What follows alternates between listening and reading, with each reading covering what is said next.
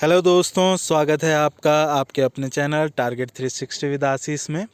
हमने class 12th के लिए केमिस्ट्री में विलियन शुरू करा था और उसकी 4 वीडियोस आ चुकी हैं। आज है उसकी 5वीं वीडियो, जिसमें हम अणुसंख्यीय गुणों के बारे में देखेंगे। और उसमें जो हमें पहला पढ़ना है वो है वाष्प दाब में आपेक्षिक अवनमन। यदि आप लोगों को मेरी वीडियोस अच्छी लग रही हैं तो प्लीज़ लाइक कीजिए, शेयर कीजिए और चैनल को सब्सक्राइब कीजिए। और कुछ कमियां हैं तो उसे कमेंट में ज़रूर लिखें, मैं आगे उसे दूर करने की कोशिश करूंगा। पिछली क्लास में हमारा आखिरी टॉपिक था अनादर्श विलयन। आज उसके आगे चलते हैं। अनादर्श विलयन के जो लक्षण हैं, तो पहला है अनादर्श विलयन राउल्ट के नियम का पालन नहीं करते हैं। दूसरा है डेल्टा एच मिक्सिंग जीरो नहीं होता। डेल्टा एच मिक्सिंग यानी ऊर्जाओं का मिश्रण, तो आप ये देखेंगे। अगला है डेल्टा वी मिक्सिंग भी जीरो नहीं होता है। ठीक है, तो डेल्टा एच मिक्सिंग अगर जीरो नहीं है तो 2 कंडीशन बनती है, या नेगेटिव की या पॉजिटिव की। इसी प्रकार इसकी भी 2 कंडीशन बनती है, नेगेटिव और पॉजिटिव की। यहाँ पर 2 कंडीशन है, नेगेटिव और पॉजिटिव की। इसी आधार पर अनादर्श विलयन के 2 प्रकार होते हैं। एक वे जो राउल्ट के नियम से धनात्मक विचलन प्रदर्शित करते हैं, और दूसरे वे जो ऋणात्मक विचलन प्रदर्शित करते हैं। धनात्मक विचलन प्रदर्शित करने वाले और ऋणात्मक विचलन प्रदर्शित करने वाले।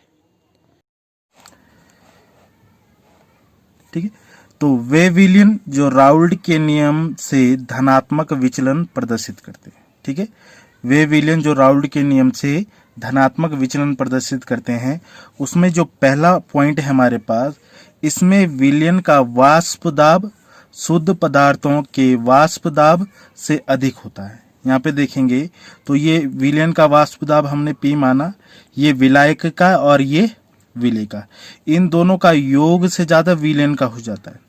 ठीक है, P और P प्लस PB से ज्यादा P का हो जाता है, जहां PA बराबर क्या होगा, PA नॉट जीटा ए, और ये भी ज्यादा होगा PA, और PB भी ज्यादा होगा किससे, P not B zeta B। ये P नॉट A क्या है, शुद्ध अवस्था में विलायक का वाष्प दाब, और ये P नॉट B क्या है, विलेय का शुद्ध अवस्था में वाष्प दाब।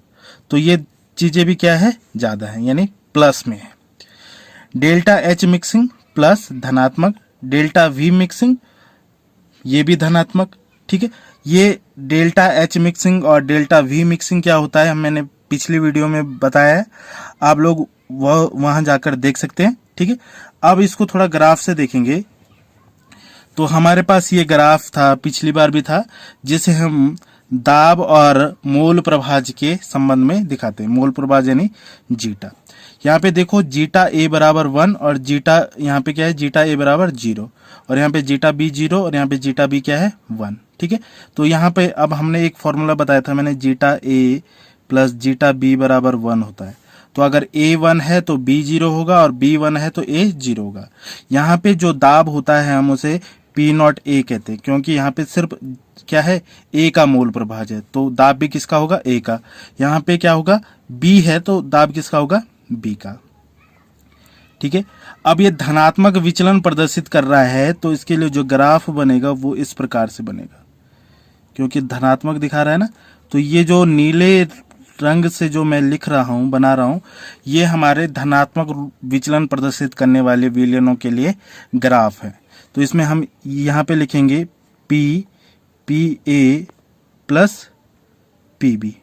ठीक है, और यहाँ पे यहाँ ये वाला A का है तो PA ज्यादा होगा PA नॉट जीटा ए से, और ये B वाले का है तो PB ज्यादा होगा किससे, greater than PB not zeta B से।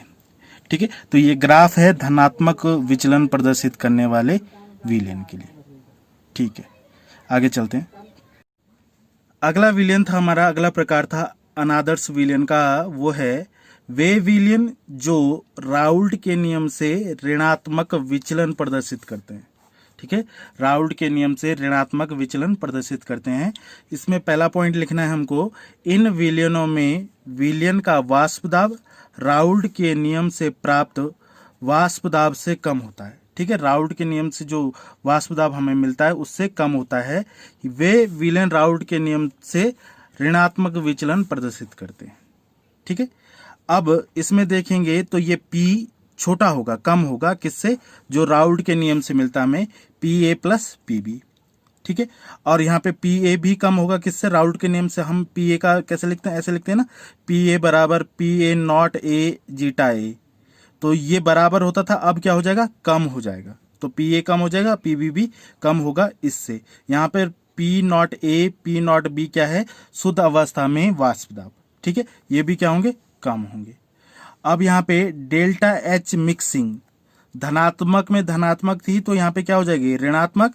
और डेल्टा V मिक्सिंग भी क्या हो जाएगी? ऋणात्मक।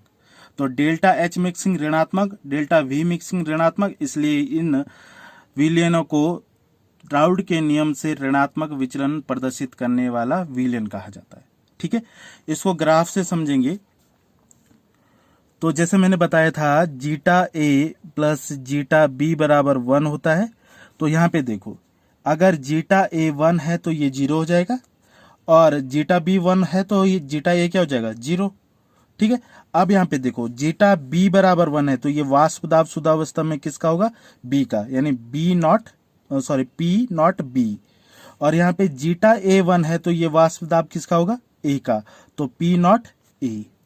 ये ग्राफ है। अब विचलन, ऋणात्मक विचलन के लिए देखेंगे तो ये जो ग्राफ आएगा ये नीचे की तरफ आएगा, ऋणात्मक हो जाएगा। ये भी जो आएगा ये नीचे की ओर आ जाएगा, और ये भी जो आएगा वो नीचे की ओर आ जाएगा। लिखेंगे कैसे? P less than PA plus PB। ये वाला हमारा A के लिए है तो ये आ जाएगा PA less than P not A zeta A। ये वाला B के लिए है तो B PB less than P not B zeta B। इस तरीके से ये ग्राफ है, इसको समझना है। ठीक है, तो आगे चलते हैं हमारे अगले और इम्पॉर्टेंट टॉपिक पर। ठीक है, जो आज का मुख्य टॉपिक है। अगला जो टॉपिक है हमारे पास वो अणुसंख्य गुणधर्म है। ठीक है, अणुसंख्य गुणधर्म, इसकी परिभाषा देखेंगे फिर इसको समझेंगे। तो विलयनों के वे गुण जो विलायक की निश्चित मात्रा में उपस्थित विलेय के कणों, ब्रैकेट में है अणु या आयन, यानी कण क्या हो सकते हैं? अणु भी हो सकते हैं, आयन भी हो सकते हैं। तो विलेय के कणों की संख्या पर निर्भर करते हैं, ना कि विलेय की प्रकृति पर। विलेय की प्रकृति पर निर्भर नहीं करते, तो अणुसंख्य गुणधर्म कहलाते। दोबारा से देखेंगे, विलेय के वे गुण जो विलायक की निश्चित मात्रा में उपस्थित विलेय के कणों की संख्या पर निर्भर करते हैं, ना कि विलेय की प्रकृति पर। ऐसे गुणधर्म को क्या कहते हैं? अणुसंख्य गुणधर्म कहते हैं, या अणुसंख्य गुणधर्म कहलाते हैं। ठीक है, तो जो भी गुण विलेय के कणों की संख्या पर निर्भर कर रहे हैं उन गुणधर्म को हम अणुसंख्य गुणधर्म कहते हैं। ठीक है, तो इसके जो हमारे मुख्य गुण हैं हमारे पास, जो हमें मुख्य टॉपिक इसके अंदर पढ़ने हैं, वो है वाष्प दाब में सापेक्ष अवनमन, क्वथनांक में उन्नयन, हिमांक में अवनमन, और अगला है प्रासरण दाब। ठीक है, वाष्प दाब में अवनमन यानी कमी, क्वथनांक में उन्नयन यानी वृद्धि, हिमांक में अवनमन यानी हिमांक में कमी, और प्रासरण दाब। ये 4 मुख्य गुण हैं, अणुसंख्य गुणधर्म हैं, जो हमें इस वीडियो और आने वाली वीडियो में पढ़ने। अणुसंख्य गुणधर्म का हम पहला टॉपिक पढ़ते हैं, वाष्प दाब में सापेक्ष अवनमन। ठीक है, तो हमने यहाँ पर एक बीकर लिया है जिसमें हमने विलायक को भर रखा है। ठीक है, क्या भर रखा है? विलायक को भर रखा है। अभी इसमें हम देखेंगे कि ये विलायक है तो इसमें क्या लग रहा होगा? इसके अणु वाष्प बनेगी। ठीक है, इसके कण अगर हम इसको गर्म करेंगे तो इसमें वाष्प बनेगी, और अगर वाष्प बनेगी तो इसके जो कण होंगे ये नीचे की ओर एक दाब लगाएंगे जिसे हम वाष्प दाब कहेंगे। ठीक है, नीचे की ओर एक दाब लगाएंगे तो उससे क्या कहेंगे? वाष्प दाब। ये हमें पता है। अब हम यहाँ पर देखेंगे कि हमने एक दोबारा बीकर ले लिया और उसमें वही चीजें भरी हैं जो पहले थे, लेकिन हम इसमें अवाष्पशील विलेय मिला देते हैं। क्या मिला लेते हैं? अवाष्पशील विलेय पदार्थ मिला लेते हैं। तो मान लीजिए जैसे ये विलायक है, ठीक है, हम ऊपर के लेयर को दिखा रहे हैं, और इसमें मिला देते हैं हम कुछ अवाष्पशील विलेय। तो कुछ कण मान लेते हैं ये, जैसे हमारे पास है, ठीक है।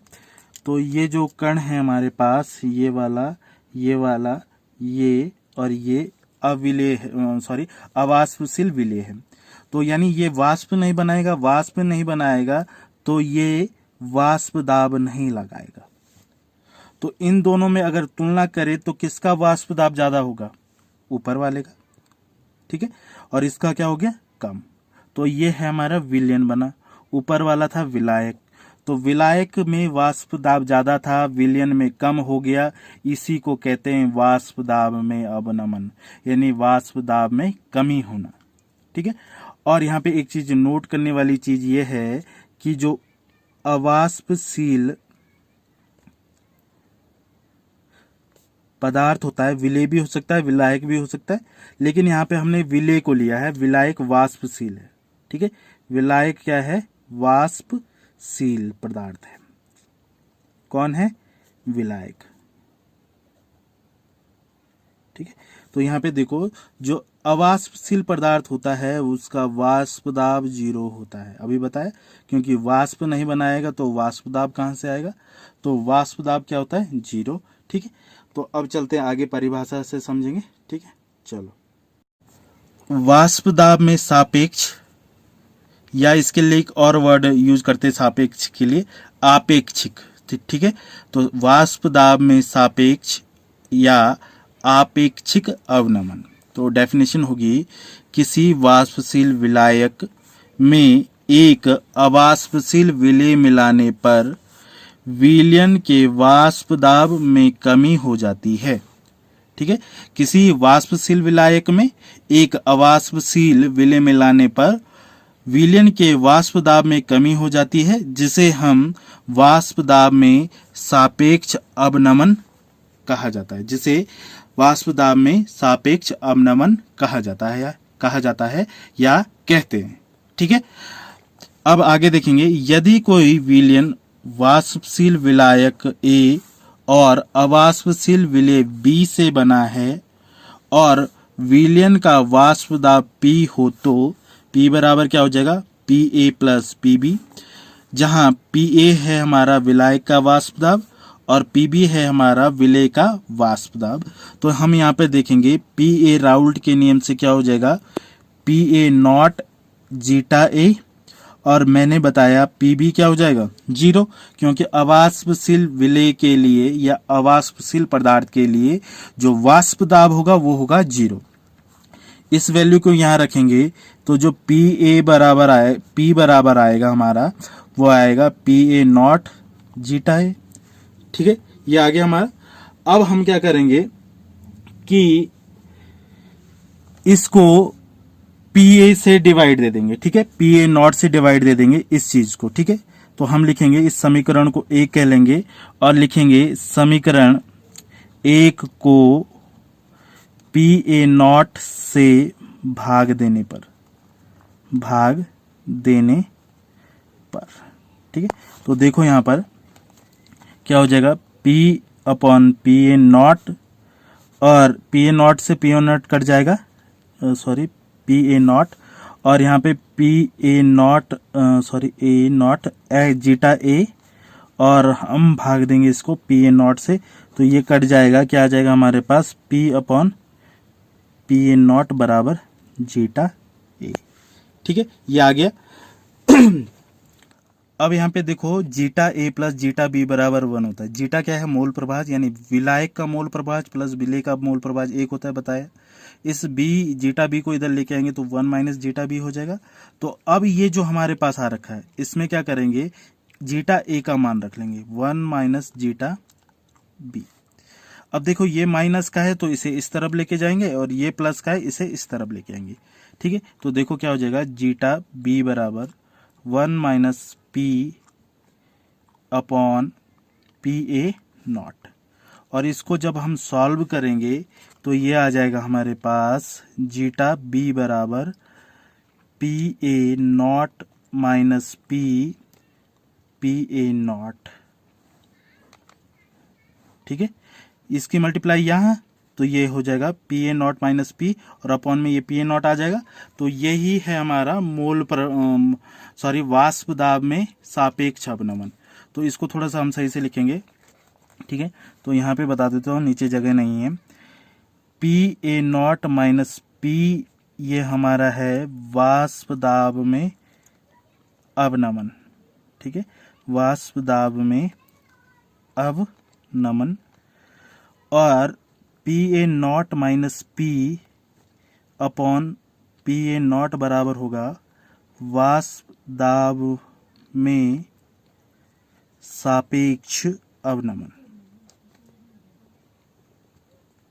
ठीक है, वाष्प दाब में सापेक्ष अवनमन।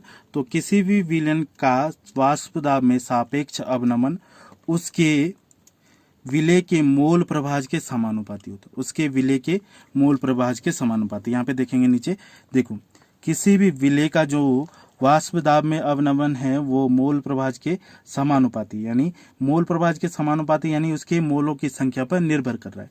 यहाँ से हमें एक चीज पता चलती है, यह एक अणुसंख्य गुणधर्म है। क्या है? वाष्प दाब में सापेक्ष अवनमन क्या है? एक अणुसंख्य गुणधर्म है, क्योंकि ये विलेय के मोलों की संख्या पर क्या कर रहा है? निर्भर कर रहा है। मोल प्रभाज है तो इसमें विलेय के मोलों की संख्या पे निर्भर करेगा मोल प्रभाज ना, तभी तो निकलेगा विलेय का मोल प्रभाज। तो विलेय के मोलों की संख्या पे ये निर्भर कर रहा है। इसका मतलब क्या है? किसी भी विलयन का वाष्प दाब में सापेक्ष अवनमन एक अणुसंख्य गुणधर्म है, ठीक है। तो अब आगे चलते हैं और आगे देखेंगे। अगला टॉपिक देखते हैं, वाष्प दाब में सापेक्ष अवनमन की सहायता से विलेय पदार्थ का मोलर भार ज्ञात करना। तो वाष्प दाब में सापेक्ष अवनमन हम दिखाते हैं कैसे? P not a minus P A upon P A not बराबर जीटा बी। जीटा बी है हमारा विलेय का मोल प्रभाज। तो इसके द्वारा हमें निकालना है विलेय पदार्थ के मोलर भार को। तो देखो, सबसे पहले यहाँ देखो कि जीटा बी बराबर होता है विलेय के मोलों की संख्या बटे विलयन के मोलों की संख्या। अब चूंकि ये विलयन में विलायक ज्यादा होता है और विलेय कम होता है, तो नीचे वाली जो टर्म है हमारे पास Na प्लस Nb में से हम Nb को नगण्य मान सकते हैं।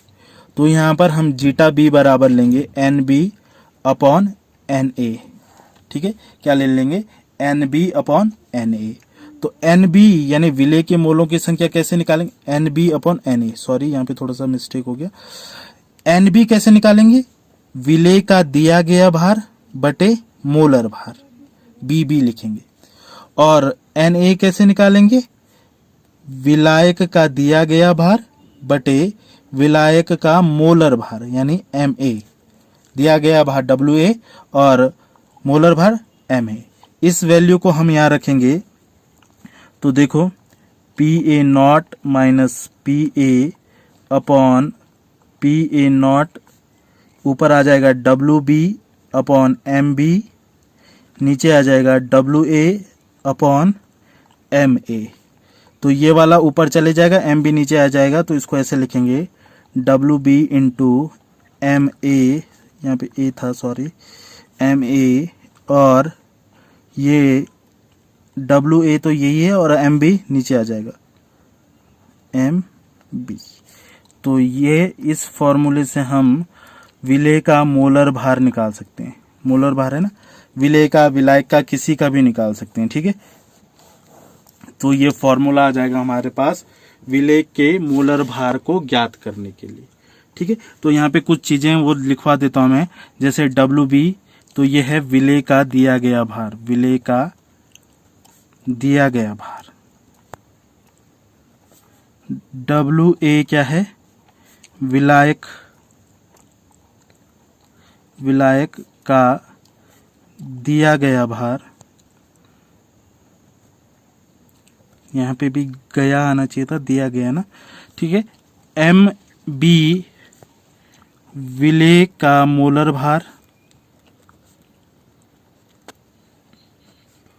और Ma पता है ना, विलायक का मोलर भार, ठीक है। तो ये कुछ टर्म्स हैं जो इस फॉर्मूले में यूज हुई है। तो ये चीजें आप लोगों को अच्छे से जाननी है, क्योंकि इससे रिलेटेड बोर्ड परीक्षा में न्यूमेरिकल आता है, ठीक है, और कई न्यूमेरिकल आए भी हैं, इसलिए एक न्यूमेरिकल मैं आप लोगों को करवा रहा हूं जो आगे है। अच्छा, एक प्रश्न था 2012 का बोर्ड का, इसमें वाष्प दाब में आपेक्षिक अवनमन से आप क्या समझते हैं? ये तो थ्योरी आप लोगों को पीछे बता चुका हूं मैं परिभाषा। आगे भी देखो, इससे अणुभार का निर्धारण कैसे किया जा सकता है ये भी मैं बता चुका हूं। अब न्यूमेरिकल यहां से शुरू होता है हमारा। किसी ताप पर बेंजीन का वाष्प दाब 640 mmHg, यह एक यूनिट है इसकी, मिलीग्राम मरकरी, ठीक है। एक अवाष्पशील विद्युत अनअपघट्य ठोस के 2.175 ग्राम को 39.08 ग्राम बेंजीन में मिलाया जाता है, ठीक है। तो इतना इसे बेंजीन में मिलाया जाता है, इतने ग्राम बेंजीन में मिलाया गया। विलयन का वाष्प दाब दे रखा है 600 mmHg, तो ठोस पदार्थ का अणुभार ज्ञात कीजिए, ठीक है। तो इसमें सबसे पहले तो देखते हैं, ठीक है। तो इसमें सबसे पहले देखते हैं हम कि हमें क्या क्या चीजें दे रखी हैं। तो हमें विलेय का भार दिया है, यानी WB 2.175 ग्राम। विलेय का मोलर भार या अणुभार हमें ज्ञात करना है। विलेय का मोलर भार या अणुभार हमें ज्ञात करना है। इसमें हम क्वेश्चन मार्क लिख सकते हैं। हमें जो विलायक है हमारा बेंजीन, उसका भार दे रखा है। विलायक का भार दे रखा है 39.08 ग्राम। हम यहाँ से इसको WA लिखेंगे। विलायक का मोलर भार या अणुभार हम निकालेंगे, ठीक है। विलायक का, और विलायक है हमारा बेंजीन, तो बेंजीन का मोलर भार या अणुभार हम निकाल लेंगे क्योंकि हमें पता है। तो इसका जो फॉर्मूला होता है वो होता है C6H6, यानी 12 गुणा गया 6, कार्बन का 12 होता है, प्लस हाइड्रोजन का 1 गुणा गया 6, तो 12 6 के 72, प्लस 6 यानी 78, तो ये आ गया हमारा 78 ग्राम, ठीक है। अब इन्होंने हमें विलायक यानी बेंजीन का वाष्प दाब दिया है हमें, इसको हम P0 से लिखेंगे। P0 ये दे रखा है कितना, 640 mmHg, और विलयन का भी दे रखा है। विलयन का वाष्प दाब, ठीक है, ये कितना दे रखा है, 600, तो 600 इसको हम P लिखेंगे, ठीक है, तो 600 mmHg। अब हमारे पास जो फॉर्मूला है वो है, वो देखेंगे PA0, ठीक है। इसको A भी लिख सकते हैं, और यहाँ पे तो विलायक एक है, P0 A, ये P/P0A बराबर ये होता है हमारा WB इंटू MA, और ये आ जाएगा हमारा WA इंटू MB। वैल्यूज रख लेंगे, तो ये हमारा 640, ये 600, ये 600, WB कितना दे रखा है हमारे पास, 2.175 दे रखा है। MA हमने अभी निकाला 78, ठीक है, और WA कितना दिया हुआ है, ये 39.08, और ये हमें निकालना है। MB हमें निकालना है, विलेय का अणुभार हमें निकालना है। तो ये आ जाएगा हमारे पास 40, ठीक है, और ये 600, ठीक है, और इसकी हम गुणा करेंगे अब, तो ये कितना आएगा, इन दोनों के गुणा करने पर आप लोगों को दिखेगा कि ये 169.65 आ जाएगा, और ये 39.08 इंटू MB। अब देखो हमें MB निकालना है, तो MB को तो लेके जाओ इधर और इनको लेके आओ इधर, तो देखेंगे आप लोग MB बराबर आ जाएगा हमारे पास 600 ऊपर गुणा में आ जाएगा 600, और ये 40 नीचे आ जाएगा, तो 39.08 इंटू 40, ठीक है। तो अब इन दोनों की गुणा करने पर हम देखेंगे कि ये आएगा 108,576, ठीक है। और नीचे जो आएगा हमारा वो आएगा 1563.20, ठीक है। इन दोनों की गुणा करने पर ये आएगा, इन दोनों के गुणा करने पर ये आएगा, और इससे जब इसको भाग देंगे तो ये आएगा 69.48। तो ये हो जाएगा इसका मोलर भार, ठीक है, या अणु भार, किसका, विलेय का, ठीक है। इसको ग्राम में भी लिख सकते हैं, ठीक है, ग्राम में लिख सकते हैं, और यू में लिख सकते हैं, यूनिफाइड यूनिट में लिख सकते हैं, ठीक है। तो ये हमारा विलेय का क्या आ गया, अणु भार आ गया। तो यहाँ पे लिख सकते हैं विलेय का अणु भार, ठीक है। तो अब ये हमारा आज का टॉपिक थे। यदि आप लोगों को मेरी वीडियोस अच्छी लग रही हैं तो वीडियो को लाइक कीजिए, शेयर कीजिए और चैनल को सब्सक्राइब कीजिए, ठीक है। और वीडियो कैसी लग रही है उस बारे में कमेंट भी कीजिए।